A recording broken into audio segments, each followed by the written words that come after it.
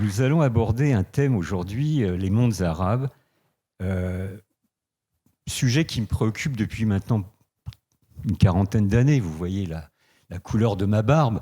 Donc ça fait quelque temps que je fréquente cette région et malheureusement, je n'ai jamais été au chômage parce que les événements se succèdent aux événements, souvent les plus dramatiques, et nous donnent tout autant de défis pour tenter de comprendre, pour tenter de décrypter les processus à l'œuvre. Et c'est ce que je vais tenter de faire avec vous. Par avance, vous me le pardonnerez, sur certains points, je serai schématique. 1 heure, 22 pays à traiter, impossible. Mais je relève le défi avec grand plaisir, mais surtout parce que, à la suite de cette conférence, de ces propos liminaires, je souhaite véritablement que nous puissions échanger. Vous le constaterez, moi, sur de nombreuses questions, j'ai des points de vue assez tranchés, j'ai des convictions. Je suis assez fréquemment à contre-courant de ce qu'on entend dans les médias généralistes, mais j'assume mes positions, mais je ne prétends nullement avoir la vérité révélée, donc il y a débat. Dans le respect de l'écoute de chacun, bien évidemment, ça a déjà été dit, il est utile de le répéter, mais c'est dans cette optique-là que je me livre avec vraiment un grand plaisir à l'exercice. Alors, je vais procéder en 2 étapes. Première partie de mes propos liminaires, j'essaierai de tracer quelques points de repère, parce qu'on parle en général du monde arabe. Moi, je parle toujours au pluriel, je vais vous expliquer pourquoi. Mais je pense que pour comprendre les processus à l'œuvre, il est nécessaire d'avoir ces points de repère, sinon on ne comprend plus rien. J'entends souvent dans des débats, le Moyen-Orient, c'est incompréhensible. Si, le Moyen-Orient, il est compréhensible. Il est complexe, bien sûr, mais peut-être pas plus que l'Amérique du Sud ou l'Afrique saharienne. Mais il faut se donner les moyens de poser les problèmes là où ils se posent précisément, d'approfondir, de remonter dans l'histoire rapidement, hein, rassurez-vous, puis nous n'avons qu'1 heure de toute façon, pour saisir ce qui se passe aujourd'hui. Et c'est pourquoi la deuxième partie de mes propos liminaires sera consacrée aux recompositions géopolitiques à l'œuvre actuellement depuis une dizaine d'années. Vous voyez, donc un aspect qui met plus en perspective, et puis après, on va se confronter à la dure réalité des évolutions des processus politiques, militaires, des crises, des révolutions, des crises révolutionnaires qui ponctuent l'actualité de cette région. Alors tout d'abord, dans ces quelques points de repère, j'en ai sélectionné 6 des points de repère. On pourrait en trouver beaucoup plus, mais enfin, allons à l'essentiel. La première chose, c'est tout d'abord le titre de mon petit bouquin, Géopolitique des mondes arabes, parce que j'ai été souvent interpellé, pourquoi ce pluriel ? Ce pluriel, pour moi, il est assez évident. Pourtant, je ne peux pas nier qu'il y a une sorte de sentiment d'arabité. Quand on va dans cette région, il y a un sentiment d'appartenance commune. Quand on discute avec les habitants du Cru, c'est quand même 400 millions d'habitants, c'est quand même 22 pays. Je ne les connais pas tous, mais presque. Et partout, il y avait ce sentiment d'appartenance commune. Nous sommes arabes. Et quand je pose la question, mais qu'est-ce que cela signifie précisément ? On fait référence à une histoire commune, ce que je peux entendre. Il y a bien sûr un substrat commun. On me fait référence à une langue, ce que je peux comprendre, mais je vais en reparler dans 2 minutes. Mais ce que j'ai tiré de ces quelques échanges à ce propos, c'est qu'il y a quand même une difficulté à définir ce que cela veut dire d'être arabe. Et c'est bien compréhensible.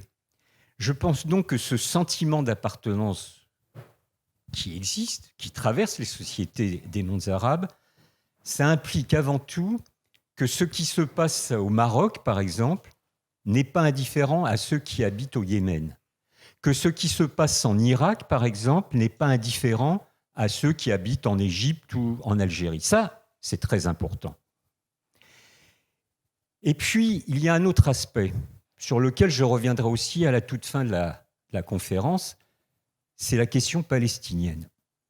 Cette question palestinienne, partout où je suis allé, des 18 ou 19 pays des mondes arabes, dans les discussions que j'ai pu avoir, parce que je les sollicitais, ces discussions, bien sûr, il y a une cause qui est encore cher. Je ne parle pas là des gouvernements, je parle du peuple, je parle des profs, je parle des gens, des étudiants que j'ai pu rencontrer, revient toujours la question palestinienne. Ça, c'est aussi un facteur commun, de perception commune. Ne le sous-estimons pas, et je vous expliquerai tout à l'heure pourquoi, enfin j'essaierai en tout cas.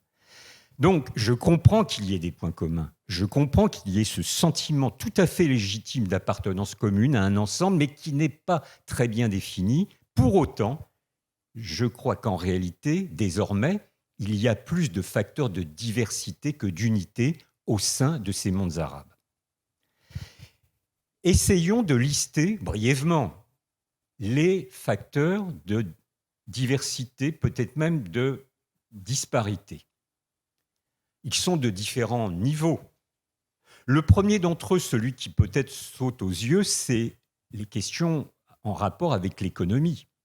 Rassurez-vous, je ne vais pas vous assommer de chiffres, mais je vais vous en citer 4. Ça sera fini pour cette conférence. Il n'y en aura pas d'autres, mais ça saute aux yeux. Je me suis référé au produit intérieur brut par habitant. C'est un moyen de comparer les choses.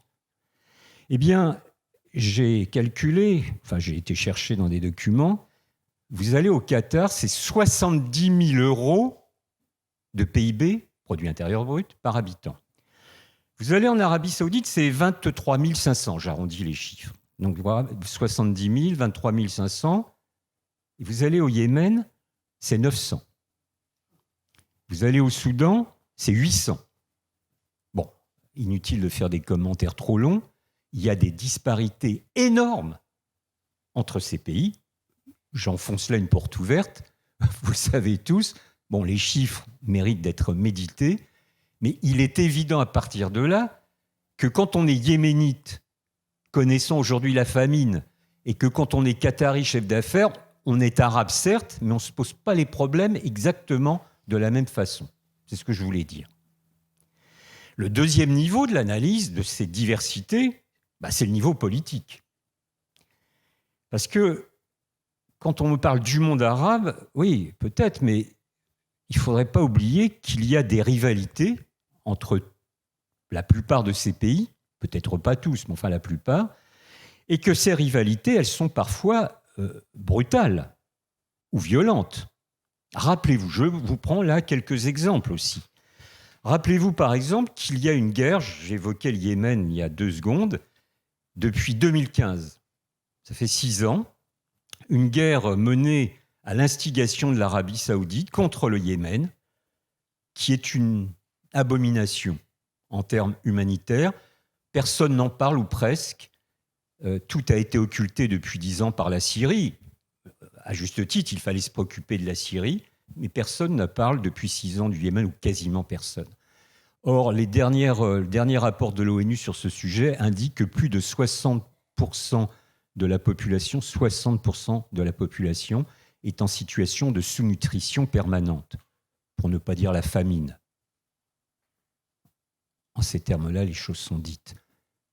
Personne n'en parle. Et la responsabilité première, c'est l'Arabie Saoudite. Donc, méditons cet exemple. Rappelez-vous aussi que l'Arabie Saoudite, encore elle, a tenté en 2017 de mettre en place un embargo, un blocus autour du Qatar. Ça n'a pas fonctionné, j'expliquerai tout à l'heure.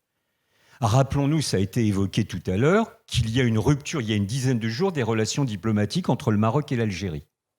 Donc on voit bien qu'au niveau politique, il y a des rivalités dures qui parfois se concrétisent par des guerres, pas toujours, heureusement, mais enfin, c'est pourquoi la diversité, les disparités me semblent l'emporter sur les facteurs d'unité.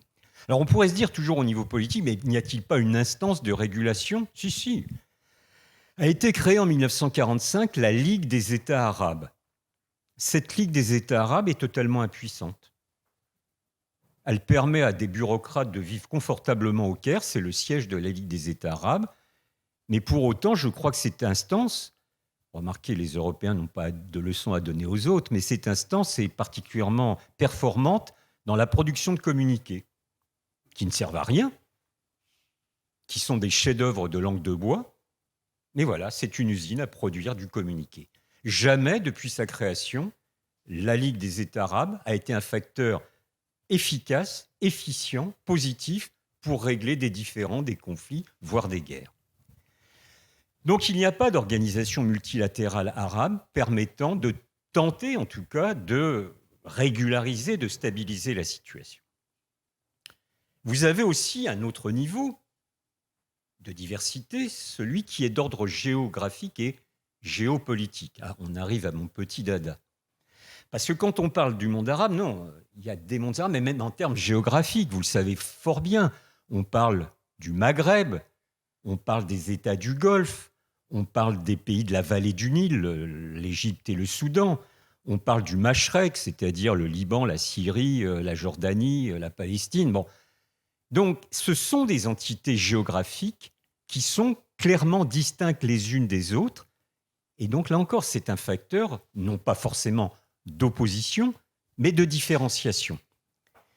Et puis, alors, si je rentre dans les aspects géopolitiques, dans le dur du sujet, là aussi, on peut trouver une série d'exemples, j'en prendrai que 3. Par exemple, le rapport à l'Iran. Alors l'Iran, bien sûr, n'est pas un pays arabe, mais c'est un pays qui pose problème à de nombreux États arabes. Mais ce qui est intéressant de constater, c'est que certains des pays arabes sont vent debout. Alors attendez, sur la carte, oui, heureusement, l'Iran est ici, là, vous voyez, c'est ça, là. C'est pas vraiment indiqué, puisque c'est une carte consacrée aux mondes arabes. Mais vous voyez que les États qui sont juste en face, là, de l'autre côté, alors, est-ce que là, cette mer, c'est le golfe Persique, c'est le golfe arabique, c'est le golfe arabo-persique? Je vous laisse le choix. Historiquement, on parle plutôt du golfe Persique. Quand je dis ça, ça fait plaisir à mes amis iraniens, mais ça énerve un peu mes amis arabes. Bon, alors donc, peu importe.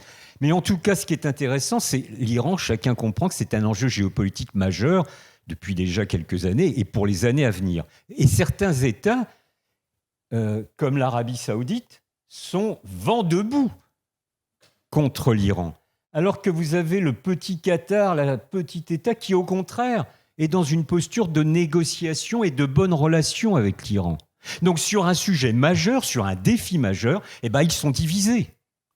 Donc on ne nous rappelle pas toujours cette grande unité du monde arabe. Bien sûr, il y a la question d'Israël, ici. Israël, le rapport des États arabes avec Israël a été très très longtemps compliqué. Il l'est toujours pour certains, mais pas pour tous. Et là, il y a des modifications très récentes, donc j'y reviendrai dans la deuxième partie. Bien sûr et évidemment, le rapport aux États-Unis. Certains des États arabes sont pro-américains, stipendiés, tenus à bout de bras financièrement par les États-Unis, alors que d'autres, au contraire, sont plutôt vent debout contre les États-Unis. Donc vous voyez qu'au niveau géographique et géopolitique, vous avez des diversités extrêmement importantes. J'aimerais revenir sur les aspects linguistiques, puisque tout à l'heure, je disais qu'un des facteurs d'unité pouvait être la langue. Certes. Mais c'est beaucoup plus compliqué en réalité. Vous avez la langue classique, l'arabe classique. En fait, très simplement, l'arabe classique, c'est la langue de la révélation coranique. C'est celle qui est utilisée dans le Coran. Sauf que, au cours des décennies, des années qui passaient, des millénaires même, cette langue, elle s'est diversifiée. Et c'est pourquoi désormais, vous avez des dialectes. Et ce mot dialecte, pour moi, il n'a rien de péjoratif. C'est une caractérisation sémantique. Vous avez par exemple le dialecte algérien. Un Algérien qu'on envoie en avion au Yémen, par exemple, il va avoir du mal à se faire comprendre dans les premiers jours. Je vais vous citer une anecdote. Moi, j'ai un très bon ami qui est diplomate, qui est ambassadeur, et qui a été nommé il y a bien longtemps déjà en Syrie. Et sa femme est algérienne. Donc, elle parle parfaitement l'arabe algérien. Et quand elle est arrivée à Damas, en Syrie, elle m'a expliqué, mais chez les commerçants, je ne pouvais pas me faire comprendre. Alors bon, au bout de 2 mois, la locution était parfaite. Donc je ne dis pas que ce sont 2 langues différentes, mais il y a cette diversité qui est en fait, et c'est ça qui est intéressant, qui est l'expression de l'histoire. Alors ce qui est aussi intéressant, c'est que vous avez depuis maintenant une 30aine d'années à peu près, ce qu'on appelle l'arabe médian. Qu'est-ce que c'est que cet arabe médian ? C'est un arabe qui n'est ni l'arabe dialectable dialectal, ni l'arabe classique, qui est une sorte d'intermédiaire, d'où le nom de médian, et qui est utilisé par les grands groupes audiovisuels transnationaux. Al Jazeera, eux, utilisent un langage qui doit être compris par tous les habitants des États arabes, sinon ils ne pourraient pas diffuser, donc ils ne rapporteraient pas d'argent. C'est la seule chose qui les intéresse. Donc, vous voyez, il y a une sorte d'uniformisation qui est en train de se réaliser, mais c'est un phénomène assez récent. Va-t-il se poursuivre dans le temps? Nous verrons bien, mais probablement. Et puis surtout, quand on parle des mondes arabes, ce que vous voyez là, vous avez à l'intérieur des mondes arabes des peuples qui parlent peut-être l'arabe comme langue véhiculaire, mais qui, de par leur famille, de par leur tradition, parlent d'autres langues. Je pense notamment aux Kurdes, qu'on trouve en Irak, qu'on trouve en Syrie, comme pays arabes. On les trouve aussi en Iran et en Turquie, mais là, ce ne sont plus des pays arabes. Mais ça n'a aucun rapport. Le kurde avec l'arabe, ça n'a aucun rapport. Les racines ne sont pas du tout les mêmes. Quand on entend le kurde, moi je ne parle évidemment pas le kurde, ça ressemble beaucoup à l'iranien, au persan, oui, mais pas du tout à l'arabe. Et vous avez les berbères, mais ils ne parlent pas l'arabe. Et quand vous dites à un berbère qu'il est arabe, il n'est pas très content en général. Donc vous voyez, il faut percevoir l'ensemble de ces questions de la même façon, mais c'est lié. Il y a les minorités nationales qui existent, et on retrouve les mêmes, les Kurdes et les Berbères. Et ce que je dis à propos des Berbères, c'est pareil pour un Kurde. Si vous lui dites que vous êtes arabe, il ne va pas être content du tout en général. Bon. Donc il y a aussi ces minorités nationales qu'il ne faut pas sous-estimer. Et puis, alors là je vais peut-être vous surprendre, il y a les aspects religieux. Parce que dans notre tête, on dit monde arabe, monde musulman. Ouais, mais une fois qu'on a dit ça, on n'a rien dit, voire même on a fait une erreur. Pourquoi ? Déjà, parce qu'il y a ce grand schisme entre les sunnites et les chiites. J'y reviens dans 10 minutes. Vous avez des sectes, mais secte, c'est là non plus pas du tout péjoratif. C'est un système de croyances religieuses. Les alaouites, qui sont liés aux chiites, mais qui ne sont pas véritablement des chiites, contrairement à ce qu'on entend partout, ça c'est de la foutaise.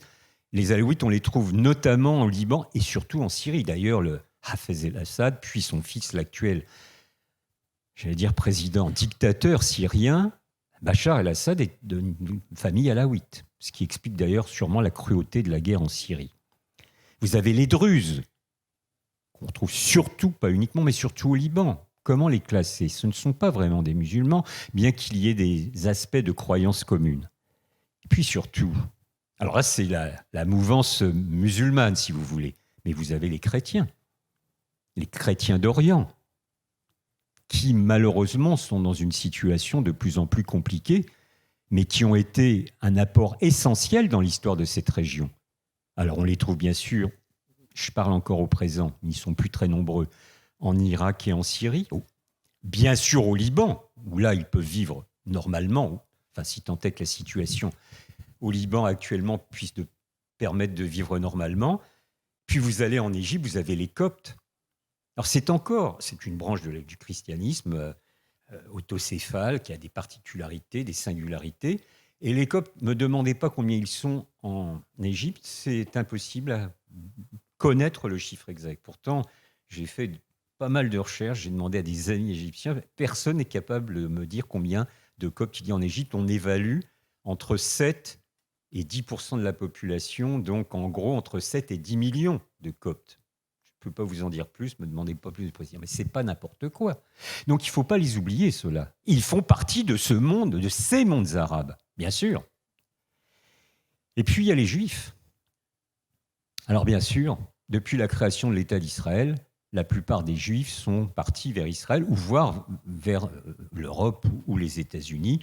Il reste maintenant très peu de Juifs dans les pays arabes, mais ils ont été pendant des décennies, pendant des centaines d'années, des parties de la population parties à l'histoire de ces pays. Donc vous voyez, et je vais sûrement arrêter là sur tous les aspects de diversité, mais ce que je voulais vous faire comprendre, c'est que quand on dit monde arabe, je pense qu'on simplifie tellement que cela en devient faux.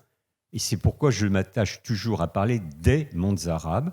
J'entends bien qu'il y a des points communs, mais j'entends aussi qu'il y a peut-être plus de points de diversité, de diversification qui existent. Et en ce sens, le mythe de l'unité arabe qui a prévalu dans les années 1950-1960 a volé en éclats.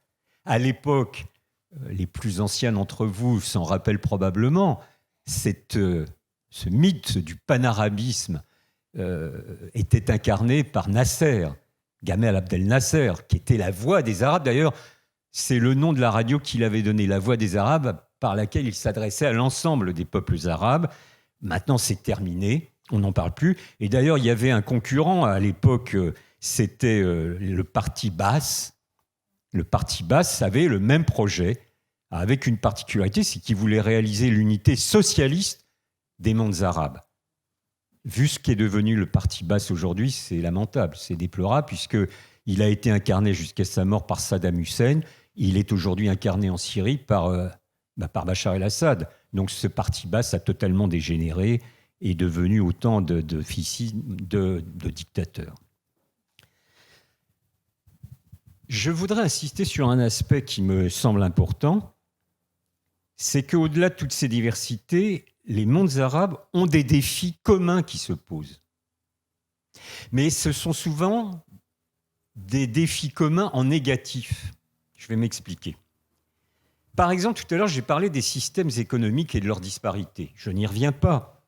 Par contre, il y a un point commun, que ce soit au Yémen, au Qatar ou au Maroc, ou où vous voudrez dans les mondes arabes, c'est que vous avez systématiquement à l'intérieur de chacun des pays, là je parle plus global, à l'intérieur de chacun des pays, des régimes totalement inégalitaires. Or, certes, les États arabes n'ont pas le monopole des inégalités sociales, bien loin de là. Je le sais parfaitement. Mais alors, vous avez quand même dans les mondes arabes des spécificités et vous avez quand même partout, je dis bien partout, alors de façon plus ou moins nette, de façon plus ou moins forte, mais partout, il n'y a pas d'exception dans les 22 États des mondes arabes, corruption, prévarication, népotisme, kleptocratie, j'en passe et des meilleurs. Ça, on peut dire que c'est un point commun. Donc c'est un défi commun, mais en négatif. Vous voyez ce que je veux dire ? Malheureusement, on peut le regretter. Parmi les défis communs, alors là, je change un peu de registre. C'est le rapport au droit international. Le droit international, c'est quoi ? C'est les lois, les résolutions qui sont codifiées par les votes à l'ONU. C'est ça le droit international. Je schématise, bien sûr. Et quand on se rend dans les États arabes et qu'on discute, qu'on dialogue, il y a une amertume, une rancœur, voire à l'égard des puissances occidentales. Et des dizaines, des centaines de fois, on m'a dit « Mais vous, les Occidentaux, vous aimez bien le droit international quand cela sert vos intérêts. » Oui, je suis d'accord. Le droit international, c'est un beau concept. Et je souhaite qu'on y parvienne un jour.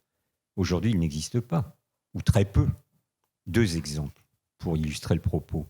2 exemples, mais on pourrait en trouver 50 ou plus.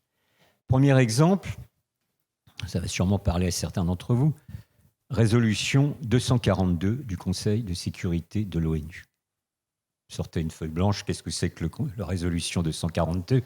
Bon, trêve de plaisanterie. Résolution 242, c'est en novembre 1967, donc c'est pas hier, c'est à propos de la Palestine et d'Israël. C'est une condamnation nette, claire du Conseil de sécurité de l'ONU, donc de l'ONU, de l'acquisition par la force de territoires par une puissance. Donc c'est la condamnation d'Israël lorsqu'elle a acquis des territoires palestiniens durant la guerre de juin 67, la guerre qu'on a appelée la guerre des 6 jours.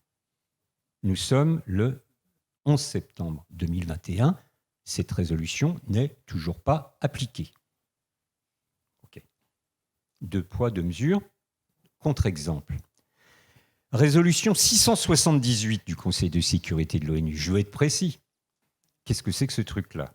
Vous allez comprendre rapidement. Résolution votée le 2 août 1990. Qu'est-ce qui se passe le 2 août 1990 ? Invasion du Koweït par l'Irak de Saddam Hussein. Alors là, c'est exceptionnel. Il y a l'invasion dans la nuit, dans l'après-midi, vote de la résolution. Donc là, ils réagissent vite. Dans cette résolution, il est explicitement indiqué que Saddam Hussein doit replier ses troupes sur le territoire irakien. Et il est menacé d'une guerre.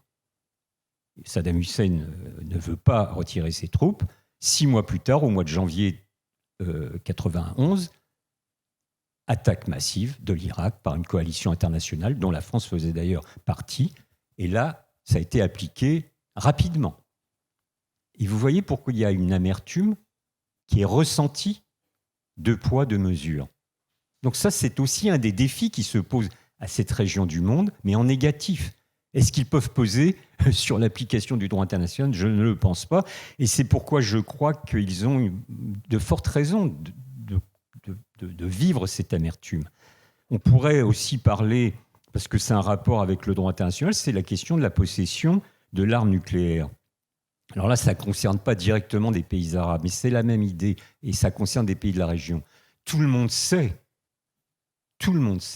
que Israël est doté de la force atomique. Sauf une seule fois, les dirigeants israéliens ont toujours nié et continuent à nier qu'ils possèdent la bombe atomique. Non seulement ils la possèdent, mais ils la possèdent grâce aux Français. Et seulement un ancien Premier ministre, Ehud Olmert, au jour, je ne sais pas, est-ce qu'il avait bu trop de vin, j'en sais rien, il a dit publiquement, oui, on a l'arme atomique. Quelques années plus tard, il se retrouvait en prison. Je ne sais pas s'il y a un lien de cause à effet, mais indépendamment de ces petites anecdotes, on le sait qu'il le procède. Mais pourquoi n'accepte-t-on pas que les Iraniens ne la possèdent pas ? Pourquoi accepte-t-on que les Pakistanais la possèdent ? Pourquoi accepte-t-on que les Indiens la possèdent ? Du point de vue du traité de non-prolifération nucléaire, ça n'a aucun sens. Donc là aussi, vous comprenez pourquoi il y a une perception négative, malheureusement, du droit international par les États arabes. Autre défi en négatif que les peuples arabes doivent affronter, c'est ce que j'appellerais l'autoritarisme. Vous n'avez pas un seul État concerné dans les mondes arabes qui ne soit pas un régime qui se caractérise par son autoritarisme. Tous, alors avec des degrés. Il peut y avoir des États dictatoriaux, des États autoritaires, des États totalitaires, où vous avez non pas 50 nuances de gris, mais 50 nuances d'autoritarisme. Il n'empêche, cet autoritarisme étouffe les sociétés. Et je veux préciser une chose. Il n'y a pas pour moi, il n'y a jamais eu d'essentialisme. Il n'y a pas de malédiction anthropologique qui implique que les États arabes soient sous des régimes autoritaires. J'entends ça. C'est très déplaisant, c'est quasi raciste. Ouais, mais les Arabes, ils ont besoin d'être tenus. Ouais, mais ça, c'est quoi ? Pas plus que les Latino-Américains, les Africains ou les Français. Qu'est-ce que c'est que cette affaire ? Et j'entends ça souvent dans les débats. Non, il n'y a aucune condamnation à ce que, indéfiniment, les peuples arabes vivent sous ces régimes autoritaires. Donc il n'y a aucune malédiction à ce fait. D'autant que de plus en plus, et ça c'est la bonne nouvelle, je ne vous en annoncerai pas beaucoup des bonnes nouvelles dans la région, mais il y a des sociétés civiles, ce qu'on appelle les sociétés civiles, j'aime pas trop le terme, enfin par commodité de langage on l'utilise, qui sont de plus en plus diversifiées, qui sont de plus en plus plurielles, qui sont de plus en plus dynamiques. Et là, il y aura de plus une opposition entre ces sociétés civiles, surtout composées de très jeunes, au vu de la courbe des courbes démographiques, et les États qui sont complètement sclérosés. D'ailleurs, c'est ce qui explique ce qui s'est passé il y a 10 ans, ce que certains ont appelé les printemps arabes. Mais j'en reparle tout à l'heure. 2 dernières choses que je veux évoquer, c'est les États-nations. J'entends souvent, non, dans les mondes arabes, les États-nations, ça n'existe pas vraiment. Ah bon ? Alors évidemment, si on compare les États-nations arabes avec l'histoire de la France, non, c'est pas possible. Ce sont des histoires totalement différentes. Mais d'ailleurs, le concept d'État-nation en Corse, ça a peut-être une résonance un peu différente qu'à Paris, au passage. Bon, donc le débat n'est pas clos, mais c'est pas le sujet. Et surtout, récemment, c'était très exactement en 2014. Vous savez, quand le bien mal nommé État islamique a remporté des victoires spectaculaires et inquiétantes en Irak et en Syrie surtout. Leurs troupes de l'État islamique ont avancé, enfin leurs milices plutôt, ont avancé de façon incroyable. Et les dirigeants de l'État islamique, qui ne sont pas avares ou qui n'étaient pas avares de communication politique, avaient même tourné une vidéo avec un bulldozer qui brisait la frontière en sable entre l'Irak et la Syrie sur le thème « Nous avons proclamé l'État islamique, mort aux frontières, nous sommes tous, non pas arabes, nous sommes tous musulmans et nous allons unifier tous les musulmans du monde ». Et à l'époque, j'ai entendu dans des débats, oui, c'est le début de la fin des États-nations dans les mondes arabes. Je n'y ai jamais cru une seule seconde. Ça m'a valu quelques polémiques, mais la polémique, c'est stimulant. Et je pense au contraire qu'il y a une affirmation des États-nations dans les mondes arabes. Il y a un enracinement des États-nations. Encore une fois, pas sur le modèle français, d'ailleurs, ça n'aurait aucun sens, mais arrêtons de penser que les frontières issues de la décolonisation, qui au départ étaient des frontières artificielles, il est vrai, en bonne partie, mais désormais, elles se sont intégrées. Elles ont pris vie dans les sociétés. C'est très, très important. Et j'ai, par exemple, été très marqué par le fait, vous vous en souvenez souvent, que quand il y a eu ces révoltes dans les mondes arabes en 2011, il y a donc juste 10 ans, on avait dans certains pays, pas tous, mais dans certains pays, des manifestations d'ampleur, avec des dizaines, voire des centaines de milliers de personnes qui étaient dans la rue. Partout, vous pouvez reprendre des bandes d'actualité, des documentaires de l'époque, partout, ces masses descendaient dans la rue avec le drapeau national. Ah, ça a un sens, ça. C'est-à-dire qu'ils n'étaient pas contre l'État dans lequel ils vivaient, ils étaient contre les appareils étatiques. C'est très différent. Ils étaient contre les gouvernements qu'ils considéraient comme des prévaricateurs, des corrompus, ce qui est la réalité. Rappelez-vous, le mot d'ordre qui était scandé par ces dizaines, ces centaines de milliers de personnes, c'était « dégage, dégage, dégage ». Mais pas contre leur État en tant que tel avec un E majuscule. La preuve, c'est qu'ils prenaient le drapeau national. Donc, c'est très important. C'est de considérer que nous avons des interlocuteurs qui sont dotés de structures étatiques, bien sûr corrompus à la moelle, malheureusement, mais qu'il y a un sentiment national qui existe et que ce n'est plus le sentiment d'appartenance pan-arabe qui prévaut désormais. Et ça, si on fait de la géopolitique et qu'on ne comprend pas cela, on ne comprend pas grand-chose, je crois. Donc c'est vraiment essentiel. Alors, une fois que j'ai dit ça, cela signifie qu'un des grands défis, peut-être le grand défi de tous ces États, avec les différences qui les caractérisent, c'est de procéder désormais, mais ça sera au prix de 1000 difficultés, à l'ouverture du champ politique au sein de chacun de ces États. C'est-à-dire accepter la pluralité syndicale, la pluralité partisane, que des partis puissent se créer librement, la pluralité des organisations, des associations, ce qui n'est pas le cas, ou très très très peu le cas aujourd'hui. Donc la tâche est gigantesque à réaliser, mais c'est ça le défi maintenant. Vous avez des États-nations qui, à mon avis, se sont stabilisés, donc c'est dans le cadre de ces États-nations que les peuples, je le souhaite et l'espère, pourront prendre en main leur destin véritablement en se débarrassant des dictatures, parce qu'il faudra bien tôt ou tard en passer par là, mais c'est leur problème à eux, nous on ne peut pas le faire à leur place. Et jamais les expériences d'exportation de la démocratie n'ont fonctionné. On l'a vu en Irak, on l'a vu ces derniers jours, là je quitte les mondes arabes, en Afghanistan. On ne peut pas imposer la démocratie, on ne peut pas imposer les guillemets, valeurs, je ferme les guillemets, occidentales, en amenant ça dans la soute des bombardiers américains. Ça n'existe pas. Le seul résultat tangible, c'est des dizaines, des centaines et des milliers de morts. Alors, une fois que j'ai dit ça, et je termine sur cet aspect, je ne veux pas nier non plus la multiplication de ce qu'on appelle des États faillis. Qu'est-ce que c'est des États faillis ? C'est des États qui ne fonctionnent plus, où c'est l'anarchie, au sens étymologique du terme, qui prévaut. Libye, même si les dernières nouvelles semblent plutôt positives, mais je reste très prudent, mais vous le savez très bien, la Libye pendant des années, ça a été la guerre des milices les unes contre les autres, des petits caïds de quartier qui se faisaient la guerre et des caïds un peu plus puissants qui se la faisaient aussi. C'est le Yémen, que j'évoquais tout à l'heure, il n'y a plus d'État au Yémen, c'est une certitude. Alors là, c'est le produit de guerre terrible. Et vous avez un autre cas qu'il faut suivre dans l'actualité, c'est le Liban. je crains que le Liban ne devienne un État failli, mais là, ce n'est pas à cause d'une guerre, c'est un effondrement économique total. Moi, je suis en contact, j'allais dire quotidien, ce serait exagéré, mais hebdomadaire, avec des amis libanais. Il n'y a plus rien qui fonctionne. Plus rien, ou quasiment plus rien.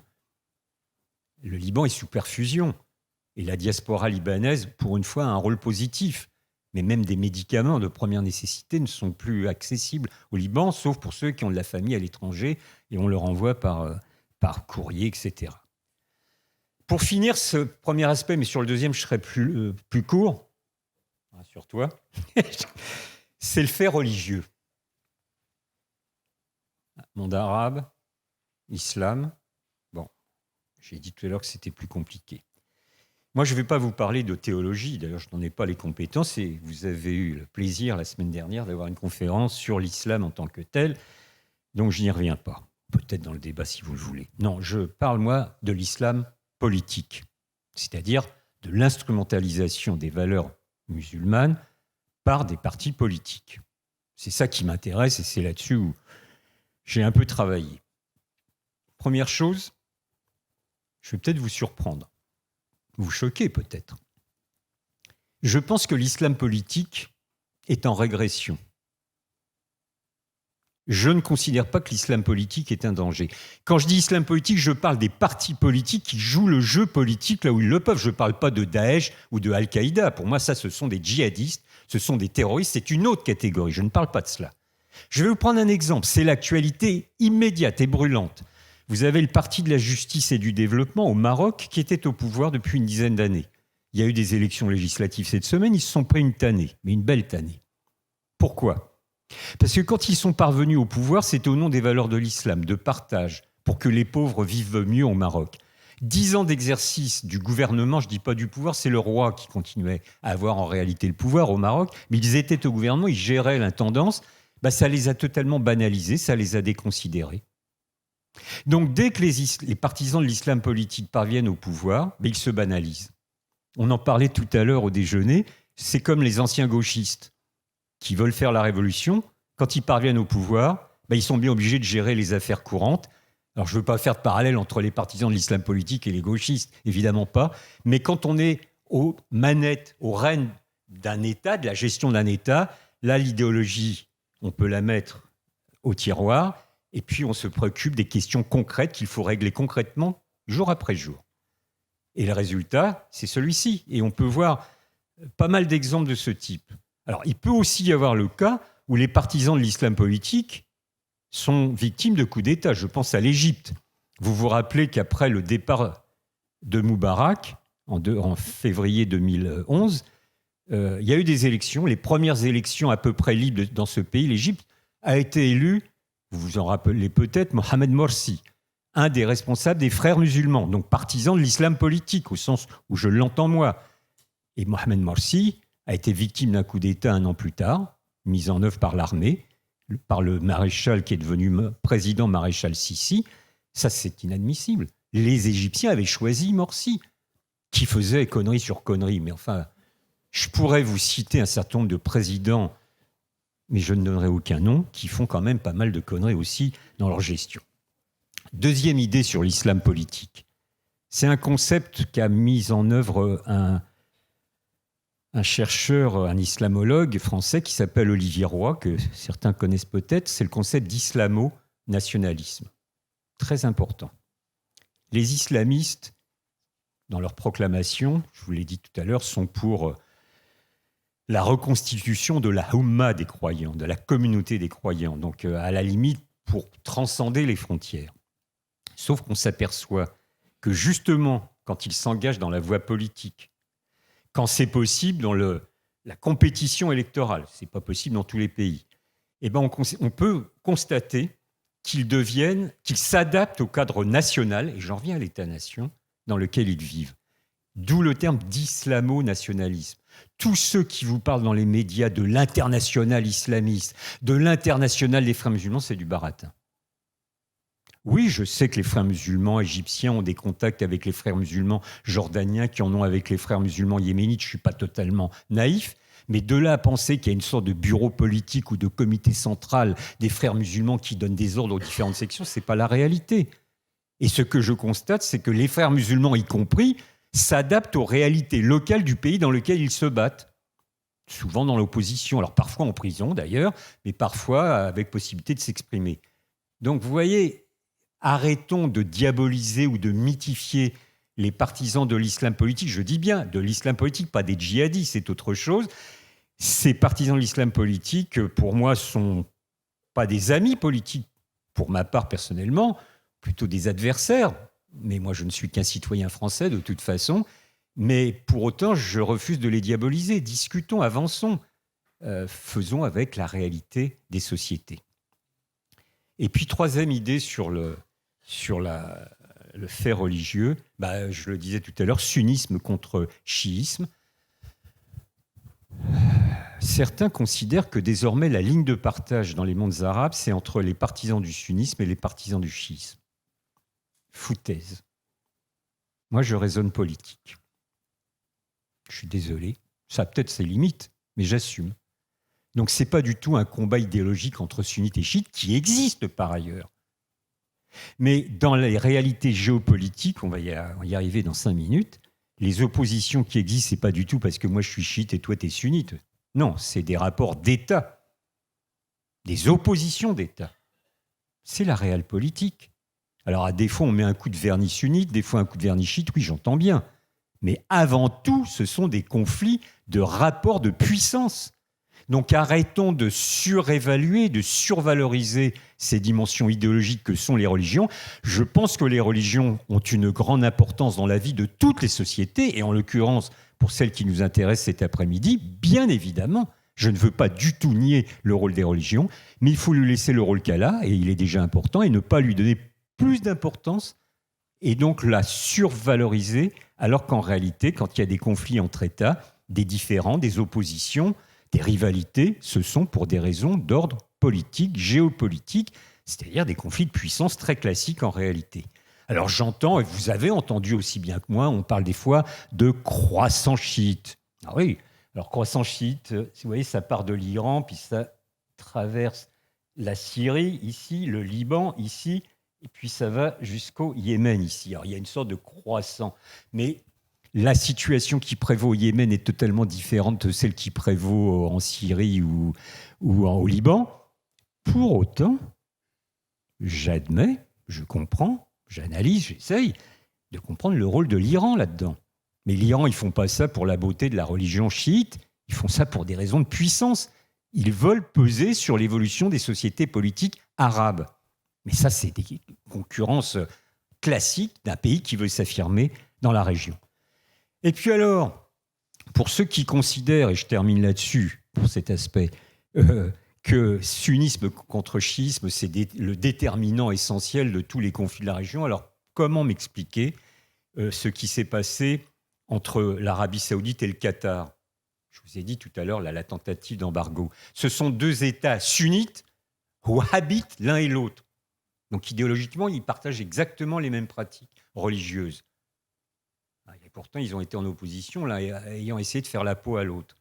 Pourrait-on m'expliquer pourquoi l'Arabie saoudite était vent debout contre Mohamed Morsi, quand il était au pouvoir, avant de se faire mettre en tôle et de mourir en prison ? Tous les deux sunnites, saoudiens comme égyptiens.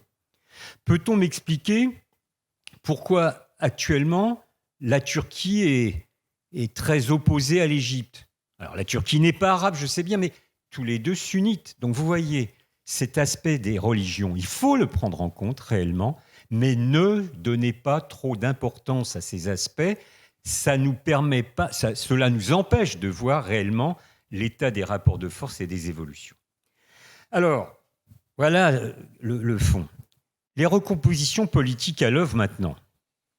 Donc là, on va rentrer plus peut-être dans l'actualité, bien que j'y ai déjà fait référence à plusieurs reprises. Là aussi, pardonnez-moi, ce sera un peu schématique, mais on aura le temps de débattre. Là aussi, quelques idées que je voudrais développer avec vous, pour que vous vous situiez mieux, enfin j'espère, si je parviens à ça, je serai content, des événements récents qui ont marqué cette région du monde. première chose, je l'ai évoqué, je vous avais dit que j'y reviendrai, je tiens ma promesse, 2011, les révoltes arabes. Je n'utilise pour ma part jamais printemps arabes, ça m'escagasse. Certains nous ont dit, après les printemps arabes, il y a eu les hivers islamistes. Oui, la belle affaire. Enfin, moi, je ne suis pas monsieur météo, donc j'essaie d'utiliser d'autres termes. Je n'utilise jamais le terme, tout le monde l'utilise, enfin, tout le monde, presque tout le monde. Révolutions arabes. Non. Sauf en Tunisie, peut-être. Là, il y a eu un changement de régime. Mais nulle part ailleurs, je le regrette personnellement. Mais il n'y a pas eu de changement de régime. Il y a eu des modifications, éventuellement, cosmétiques souvent. Par contre, ce dont je parle moi, c'est totalement différent. Alors, rassurez-vous, je ne suis pas un obsédé de la sémantique, mais pour comprendre les événements compliqués, mais que tout le monde peut comprendre, il faut être précis sur les termes que nous utilisons. Et moi, je ne parle pas de révolution, parce qu'une révolution, c'est un changement de régime brutal. S'il n'y a pas eu de changement de régime brutal, ceux qui parlent de révolution sont des affabulateurs, des menteurs ou des gens malhonnêtes, ou les trois à la fois. Je parle de processus révolutionnaire. Ah, ça, c'est très différent. C'est-à-dire qu'il y a des processus qui ont été mis en œuvre il y a 10 ans, avec ces révoltes, massives souvent, et qui continuent de façon souterraine souvent. Mais la séquence politique qui a été ouverte dans la région en 2011 n'est pas refermée. Je ne suis pas très joueur, moi, comme garçon. Je fais rarement de paris, mais je prends ce pari-là, avec vous, avec qui veut. Il y aura d'autres soubresauts. D'ailleurs, je disais ça il y a déjà 4-5 ans, je ne convainquais pas tout le monde. Oui, manque de bol. En 2019, il y a 2 ans, il y a eu à nouveau dans 4 pays des processus révolutionnaires qui ont ressurgi, en Irak, au Liban, au Soudan et en Égypte. Donc, et qui s'inscrivaient dans la suite de ce qui s'était passé en 2011.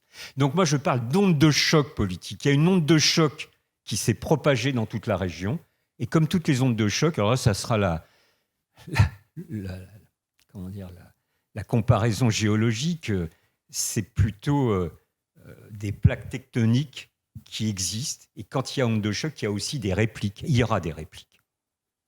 Malheureusement, tout le monde le constate, les espoirs qui avaient été fondés il y a 10 ans, cette volonté d'émancipation, cette volonté... Il y avait 3 mots d'ordre à l'époque. Liberté, pas la peine de commenter, vous comprenez pourquoi. Justice sociale, pas la peine de commenter, vous comprenez pourquoi. Et peut-être le 3e mot d'ordre, le 3e mot qui était toujours, tout le temps utilisé, on en a moins parlé. Dignité. Partout, karama. Les peuples réclamaient la dignité, d'être considérés comme des citoyens par leurs dirigeants. Eh bien, les espoirs qui avaient été fondés à l'époque n'ont pas été réalisés. Contre-révolution, coup d'État, guerre civile, confère le Yémen, confère la Syrie, etc. Est-ce que pour autant c'est désespérant ? Un peu. Enfin, surtout pour les peuples sur place. Pour nous, on est assez confortablement installés. Mais je pense que ces aspirations, ces revendications, elles ressurgiront. Je souhaite avec succès, mais ne croyez pas que que ce qui s'est ouvert en 2011, c'était une parenthèse qu'on va refermer maintenant. Non, non. Il y aura de nouveau des affrontements, parce que tous les éléments de la situation y prédisposent, parce qu'aucun des défis qui avaient été posés il y a 10 ans n'ont été réglés. Donc évidemment, ça ressurgira sous des formes ou sous des autres. Quand je n'en sais rien, et ne me le demandez pas, j'ai cassé ma boule de cristal il y a déjà quelques années. Deuxième remarque, toujours dans les équations géopolitiques actuelles. Tout le monde, quand on pense à Moyen-Orient, monde arabe, vous pensez à guerre. En général, conflit, affrontement.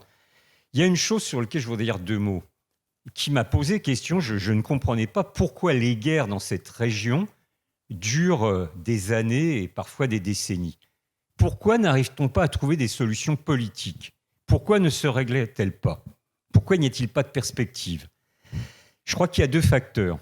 Enfin, c'est les réponses que j'ai trouvées, mais je le soumets à votre sagacité, on en discutera. Tout d'abord, il y a des facteurs exogènes qui viennent de l'extérieur. Parce que dans la plupart des cas, quand il y a un conflit dans un des pays arabes, il y a toujours des puissances étrangères qui ont leur mot à dire, qui ont leurs intérêts, tout le temps. Alors l'exemple type, et le plus récent, c'est la Syrie. C'est terrible. C'est horrible. Alors, tout le monde y est, enfin tout le monde, excusez-moi, de nombreux États y ont été, locaux. L'Arabie Saoudite, le Qatar, les Émirats Arabes Unis avaient leur clientèle, leur milice, qu'ils fournissaient en armes, en dollars, etc. Ça a alimenté la guerre civile. Mais l'Iran, un peu plus loin, la Russie, c'est encore un peu plus loin, la France, la Grande-Bretagne, l'Allemagne ont joué un rôle négatif. On pensait que l'on pourrait régler militairement cette question syrienne, je n'y ai jamais cru. On a pensé, moi j'ai eu de nombreuses discussions avec le ministère des Affaires étrangères en 2011, 12, 13, 14, qui me disaient, mais de toute façon, on va lui faire la peau à Bachar, à peu près en ces termes, Bachar al-Assad. Je disais, non, mais Bachar al-Assad, c'est ni Ben Ali en Tunisie qui a dégagé en quelques jours, c'est pas non plus Moubarak en Égypte qui a lui aussi dégagé en quelques jours. Vous ne comprenez pas la structuration même du parti Baas, le parti de Bachar el-Assad, ses ramifications dans toutes les strates de la société, son jeu souvent perverse avec les minorités chrétiennes en Syrie, etc. Et à moins, alors l'hypothèse qui avait été formulée, c'est qu'il ait un accident de voiture ou un accident d'hélicoptère. Oui, ça on peut imaginer. Mais je pense que son service de sécurité a montré son efficacité. Donc, facteur exogène. Pourquoi ces guerres durent dans le temps ? Parce qu'il y a des puissances extérieures qui ont intérêt à ce qu'elles perdurent. Mais vous avez aussi des facteurs endogènes, intérieurs. Il ne faut pas les sous-estimer, ce n'est pas toujours la faute des autres quand même. Et là, je reviens à l'autoritarisme politique. Vous avez des États dont la principale caractéristique est l'autoritarisme. Or, ces États, en même temps, manquent de profondeur historique. Alors, vous voyez, là, on a gardé les dates d'accession aux indépendances. Donc, c'est des États de facture récente, même s'ils ont une longue histoire. La Syrie, par exemple, a été créée en 1947, oui. Enfin, elle proclame son indépendance en 1947. Pas de bêtises. En 1941, là, parce qu'il y a eu une constitution en 1946, 1947. Bon, peu importe. Mais la Syrie s'inscrit dans la longue histoire en même temps. Donc, la Syrie telle qu'elle est aujourd'hui, dans ses délimitations territoriales, suite au protectorat français d'ailleurs, est de facture récente, mais s'inscrit dans la longue histoire des Omeyyades, etc. Et je remonte allègrement quelques siècles. Mais comme ils sont de facture récente, vous savez, pour tous les peuples, c'est vrai, il faut un imaginaire collectif, une histoire collective. Or là, comme c'est de facture récente, ces États ont incarné dans des individus leur histoire. C'est pourquoi il y a tant de dictatures. C'est que ça cimente les sociétés de façon souvent brutale, violente, antidémocratique, ça c'est une certitude. Mais ce que je veux vous faire comprendre, c'est que la longévité et la personnalisation des pouvoirs a permis d'assurer quelque part l'homogénéisation des États-nations dont je parlais. C'est pourquoi je crois que maintenant, l'étape qui suit, c'est d'ouvrir le champ politique. On peut le souhaiter. Or, un État autoritaire, un dictateur, par essence, par définition, il n'est pas apte à la pratique de la négociation. Dans son logiciel n'existe pas la possibilité d'élaborer des sorties de crise négociées. Et c'est pourquoi les facteurs intérieurs sont très importants. Quand il y a une guerre, le dictateur, il est sûr de remporter la victoire et il va utiliser tous les moyens, y compris les plus barbares, pour y parvenir. Aucune capacité au compromis, à la négociation. Troisième idée, toujours dans l'équation politique qui prévaut aujourd'hui, les équations politiques, c'est ce que j'appelle une région apolaire. Qu'est-ce que j'entends par là ? Ce n'est pas le pôle Nord ou le pôle Sud, je ne suis pas devenu fou, ou pas totalement. C'est que pendant des décennies, il y avait des pôles de stabilité. L'Égypte, l'Irak, la Syrie, qui a contribué, souvent de manière un peu autoritaire, je n'en disconviens pas, mais qui parvenait à installer une forme de stabilité régionale. Sauf qu'aujourd'hui, l'Égypte a totalement perdu le rôle qu'elle a pu avoir à l'époque de Nasser, tout particulièrement. L'Irak est un pays meurtri à cause de la guerre des États-Unis en 2003. Et la Syrie, on vient d'en parler, je viens d'en parler, et donc on n'y revient pas. Donc c'est une région où il n'y a plus un pôle qui permet de stabiliser l'ensemble, qui permettrait, je vais parler au conditionnel. Il y a un pays qui est sur les rangs pour jouer ce rôle, un État arabe, c'est l'Arabie saoudite. 25 millions d'habitants, beaucoup d'argent. L'Arabie saoudite a beaucoup d'espoir de s'imposer comme le leader des mondes arabes. Si c'est leur projet, ils s'y prennent mal. Je pense que l'Arabie saoudite est un géant, un petit géant au pied d'argile. En réalité, l'Arabie saoudite est très fragile parce que, pour l'instant, toutes ses richesses sont basées sur le pétrole, point, c'est tout. Alors, il y a des projets de diversification, tant mieux, j'espère qu'ils y parviendront. Et puis, vous le savez, il y a un fameux MBS, Mohammed Ben Salman. Très impétueux, ce jeune homme, cet homme jaune, on va dire. En matière de politique extérieure, toutes les initiatives qu'il a prises se sont soldées par des échecs absolus, par des catastrophes. Alors, je ne reprends pas le Yémen, j'en ai déjà parlé, 2015, on voit l'état aujourd'hui. Je pensais, vous vous en rappelez sûrement, en 2007, à la fin de l'année 2007, il y a Saad Hariri, Premier ministre libanais, qui est en voyage officiel en Arabie Saoudite. Pataquès, qu'est-ce qu'on apprend par les médias? Il démissionne de son poste de Premier ministre. A-t-on jamais vu un Premier ministre en exercice qui démissionne en l'annonçant d'un pays étranger? Vous comprenez comment ça s'est passé. Disons qu'il y a eu quelques amicales pressions de la part des Saoudiens pour qu'il démissionne. Pourquoi? Parce qu'il n'était pas assez dur contre le Hezbollah, qui est un parti important du Liban. Allez, allons-y. Le Qatar, j'en ai déjà parlé, 2017. Lubie de Mohammed Ben Salman, il va mettre blocus et embargo contre le Qatar. Ça n'a pas fonctionné. Jamais. En 3-4 jours, les Qataris ont trouvé les moyens de contourner les affaires grâce à l'aide des Turcs, entre autres. Puis alors, évidemment, cerise sur le gâteau, vous vous rappelez tous de Jamal Khashoggi, vous savez, ce journaliste saoudien qui voulait faire renouveler ses visas au consulat saoudien d'Istanbul et qui a été découpé en morceaux et, de ce qu'on sait, dissous dans l'acide. Bon, enfin voilà, bonne méthode très démocratique de l'Arabie saoudite. Donc, je pense que l'Arabie saoudite ne parviendra pas à jouer ce rôle de leader, et donc on est dans un monde impolaire, d'autant que les deux États qui, dans la région, s'affirment de plus en plus, c'est un, la Turquie, et deux, l'Iran. Deviendront-ils le leader? J'en sais rien, je ne crois pas d'ailleurs, mais c'est assez problématique, ce ne sont pas des États arabes. Donc vous voyez, il y a un vide politique. Alors aujourd'hui, et ça sera presque ma conclusion, Bon, allez, l'organisateur est clément avec moi. Je lui avais dit que je suis trop bavard. Bon, allez.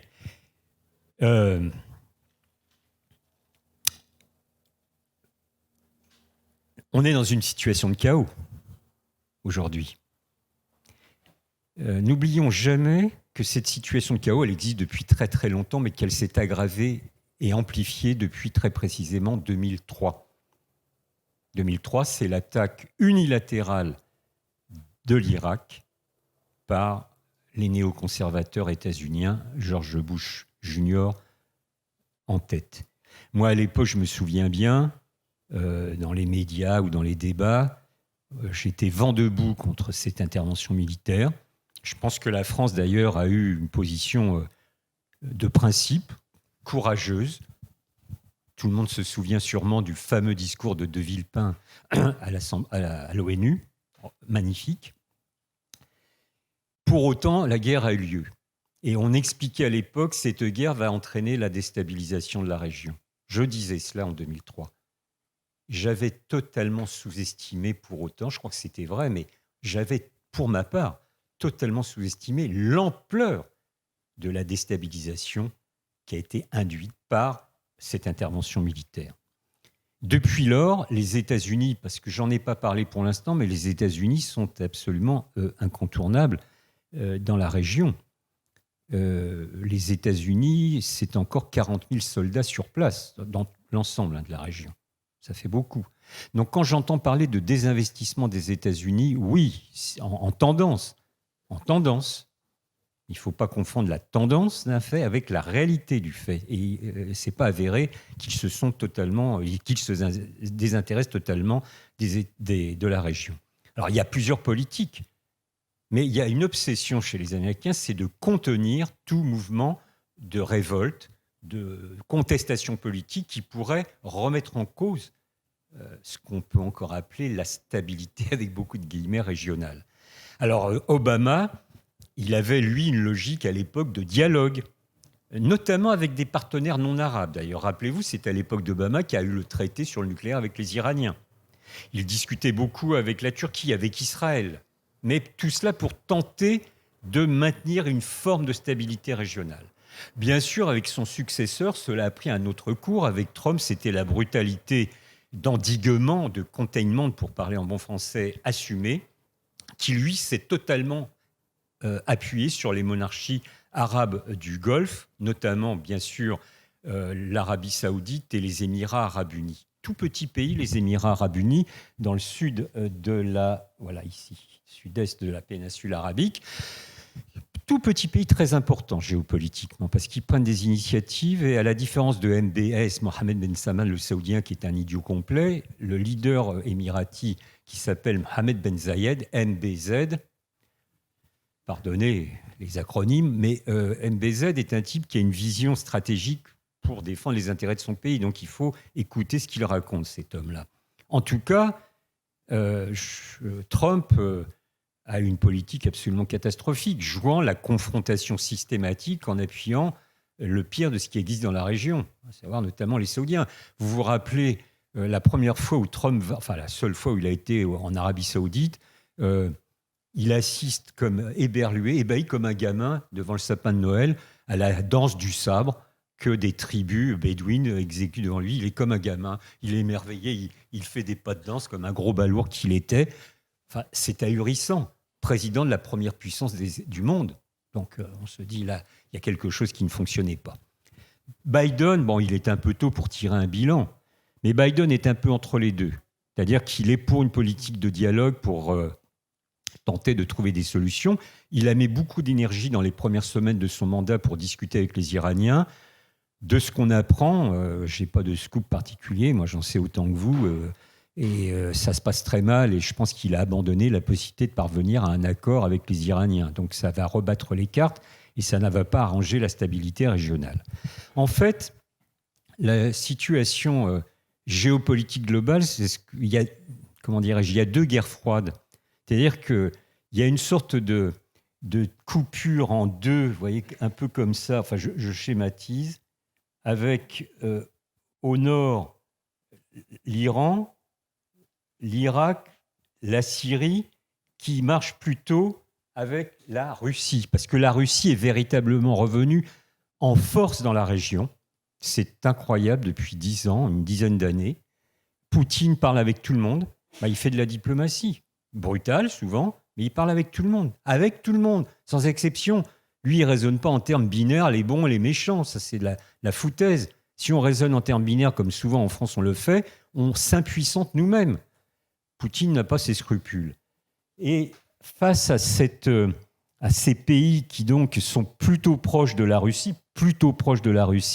vous avez d'autres États plus au sud, l'Arabie Saoudite, les Émirats arabes unis, la Jordanie, Israël bien sûr, l'Égypte en bonne partie, qui fonctionne plutôt avec les États-Unis. Donc vous voyez, il y a je dirais pas deux blocs, parce que les blocs, ça nous rappelle la vraie guerre froide avant la chute de l'Union soviétique, mais il y a cette, je reprends ma métaphore géologique, deux plaques tectoniques qui s'opposent.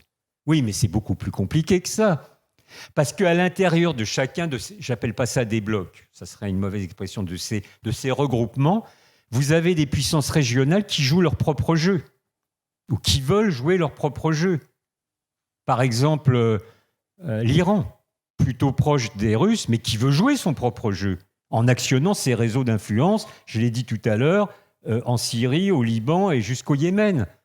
Donc vous voyez, à la fois vous avez encore le jeu des grandes puissances, mais ce qui complique les choses, c'est le fait que chacune des puissances émergentes de la région veut s'affirmer et veut affirmer son rôle. Alors en faisant beaucoup de bêtises, dans le cas des Saoudiens, je l'ai dit tout à l'heure,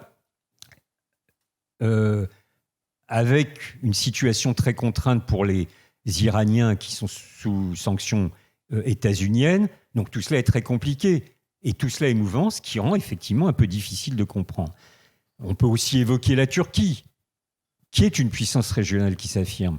Bon, la Turquie est membre de l'OTAN depuis 1952, mais chacun comprend qu'elle a d'excellentes relations pour le moment avec les Russes.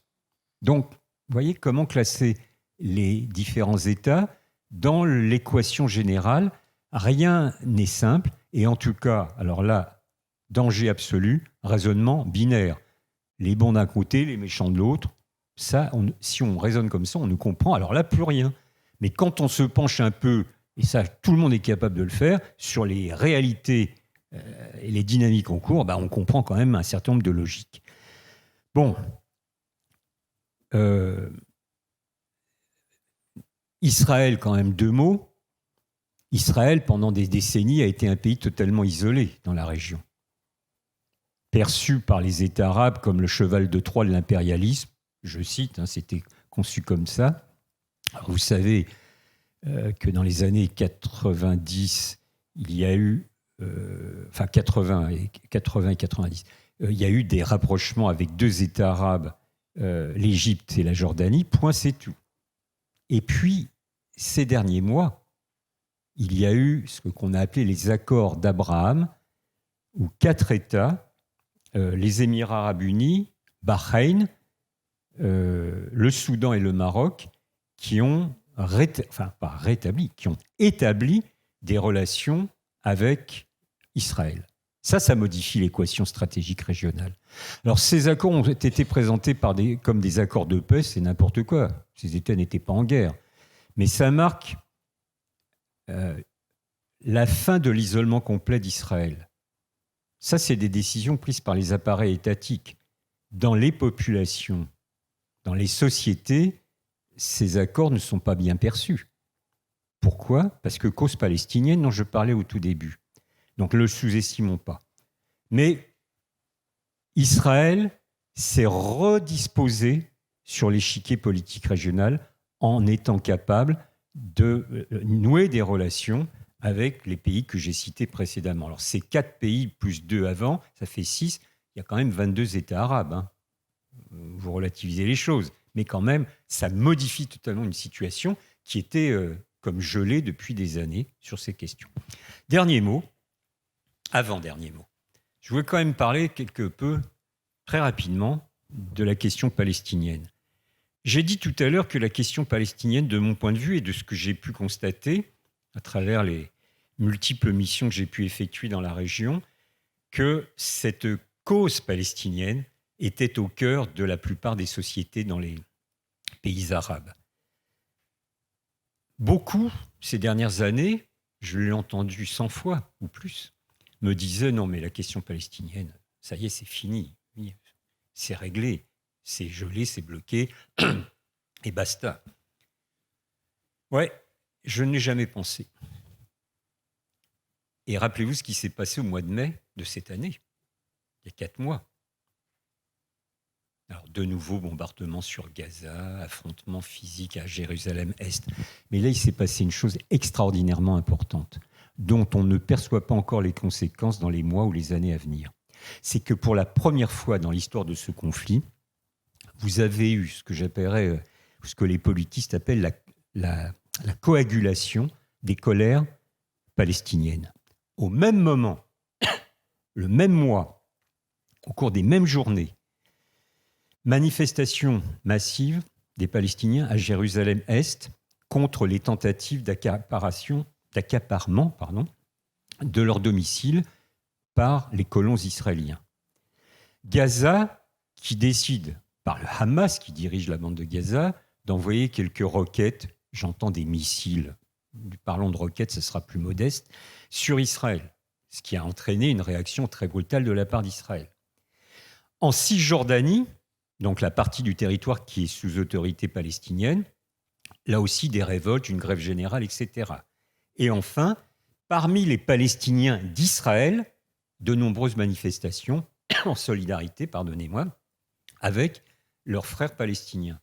Donc sur 4 secteurs différents, Jérusalem-Est, Gaza, Cisjordanie et Israël même, vous avez une sorte de convergence des aspirations palestiniennes. C'est la première fois depuis 1948. Qu'est-ce que cela va donner? J'en sais rien. Ou pas exactement. Ce dont je vais terminer par une question, je n'ai pas la réponse. J'ai, pendant des dizaines d'années, défendu un État palestinien. La possibilité qu'un État palestinien viable puisse se constituer, c'est les résolutions de l'ONU. Est-ce qu'aujourd'hui, cette solution n'est pas dépassée? Est-ce qu'il ne faut pas réinventer une autre formule, laquelle, je vous laisse y réfléchir, un État unique où Palestiniens et Juifs israéliens coexisteraient, les Israéliens ne le veulent pas. Où chaque citoyen aurait droit égal à l'autre, ça serait la solution idéale. Y parviendra-t-on? Je n'en sais absolument rien, quand encore moins. Mais vous voyez qu'en tout cas, les cartes là aussi se rabattent, mais ne croyez pas que la question palestinienne est passée au scorie de l'histoire. Non, elle est toujours centrale. Et tant qu'il n'y aura pas de solution à cette question palestinienne, quelle qu'elle soit, je pense qu'il n'y aura pas possibilité pour une stabilisation réelle et pérenne de la région. J'aurais pu vous parler de la Chine et de l'Union européenne. Je vais me faire taper sur les doigts par Fabrice, donc je ne vais pas le faire. L'Union européenne, ça compte pour rien. Comme ça, je peux aller vite. On fait des résolutions, hein. Mais bon, on est des spectateurs, c'est regrettable et c'est ainsi. Évidemment, dans les années à venir, vous allez avoir de plus en plus la présence des Chinois, mais il n'y a pas que là.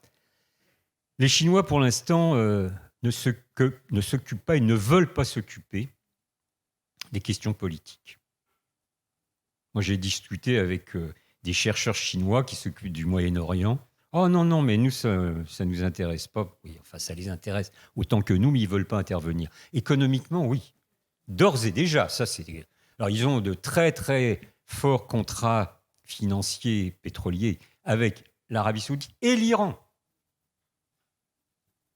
Ils ont des accords technologiques avec l'Iran et Israël. Pas de problème pour eux. Donc, ils parlent à tout le monde eux aussi. Mais pour l'instant, au niveau économique, je vous fiche mon billet que dans les 10 ans à venir, on les verra de plus en plus politiquement.